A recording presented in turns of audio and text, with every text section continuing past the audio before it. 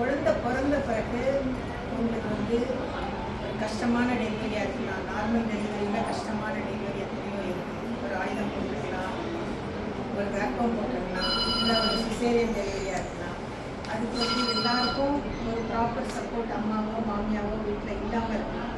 அதனால என்ன பண்ணணும், நம்ம என்ன பண்ணணும், நம்ம குழந்தைய நம்ம பார்த்துக்கணும் அப்படின்னு முதல்ல மனசு உறுதியோடு ஐயோ அம்மா வந்து பார்க்கலையே, மாமியார் பார்க்கலையே, எனக்கு யாருமே இல்லையே. நிறைய மதர்ஸ் வந்து இங்கே சொல்லுவாங்க, எனக்கு வந்து அம்மா பார்க்க முடியல, வேறு ஊரில் இருக்காங்க, மாமியார் பார்க்க மாட்டாங்க, வயசானவங்க, என்ன நானே தான் பார்த்துக்கணும். ஏன் நானே என் பிள்ளைங்க நான் பார்த்துக்கிறதுல என்ன தப்பு, பார்த்துக்கலாமே, ஒன்றும் பிரச்சனை இல்லை. முதல்ல நம்ம வந்து மென்டலாக ப்ரிப்பேர் ஆகணும். ஒரு தாய்மாரின்னு சொன்னாங்க, கல்யாணம் பண்ணால் பத்தாது, வளகாப்பு கொடுத்தா பத்தாது. நம்ம வந்து மென்டலாக ப்ரிப்பேர் ஆகணும். நம்ம மனசு வந்து நம்ம ஒரு குழந்தைக்கு தாயாக போகிறோம், நமக்கு என்ன வசதிகள் இருக்குது, நமக்கு யார் சப்போர்ட்டாக இருக்கா, நமக்கு யார் சாப்பாடு கொடுக்க போகிறா, நம்ம துணியை யார் துவைக்க போகிறா, நம்மளால் என்ன முடியும், இதெல்லாம் நீ படிச்சிருந்தாலும் சரி படிக்கலைனாலும் சரி ஒரு கால்குலேஷனில் உன் மைண்டு முதல்ல சரியாகிவாங்க. சரியா? அப்புறம் இந்த விஷயங்கள் இவங்கெல்லாம் சொன்னதெல்லாம் நம்ம பார்க்கணும். ஏன்னா குழந்தையும் திருப்தியாக இருக்கணும், நீயும் திருப்தியாக இருந்தால் தான் நிம்மதியாக தூங்கணும். பிள்ளையை பெற்றுட்டு அதை நைட்டு பூரா அழுதுகிட்டு சிக்காக இருந்ததுன்னா ஹாஸ்பிட்டலுக்கு இதுக்கு தூக்கிட்டு வந்தால் என்ன பண்ணுறது தோணும். அதனால் நீயும் ஹாப்பியாக இருக்கணும். நமக்கு வந்து வாழ்க்கையில் அது ரொம்ப முக்கியமான விஷயம்.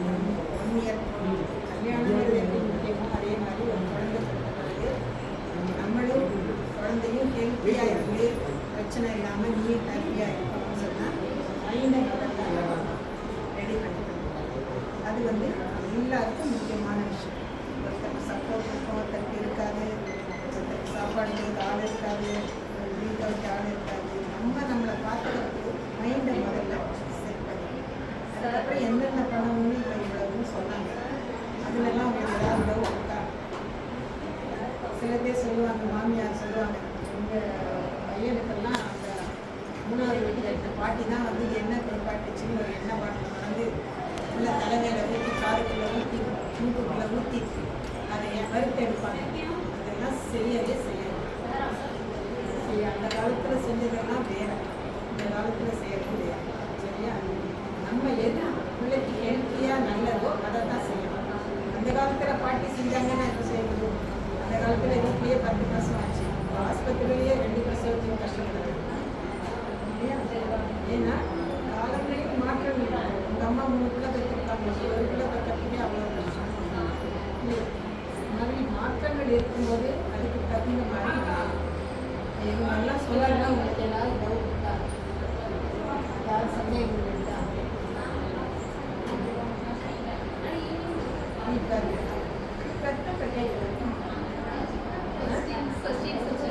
கொஸ்டின்ஸ்லாம் சொல்லுவீங்களா?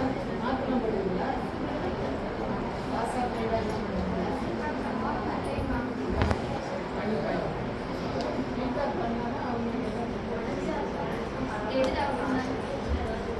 ஆகஸ்ட் மாதங்கிறது வந்து தாய்ப்பால் 1 to 7 இந்த மாதிரி அதுதான் இந்த அவேர்னஸ் கேம்ப் நடத்துவாங்க. இவங்கெல்லாம் வந்து காலேஜில் நியூட்ரிஷன்னா